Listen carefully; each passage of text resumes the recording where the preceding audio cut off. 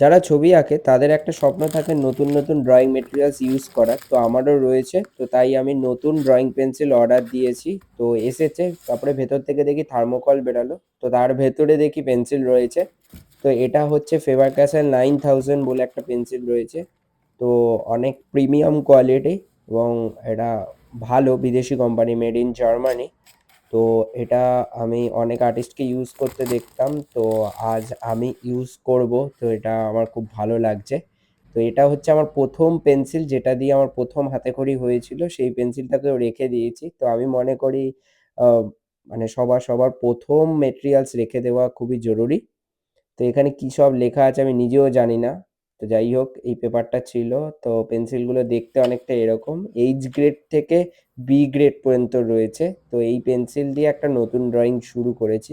দেখা হচ্ছে next drawing নিয়ে। টাটা।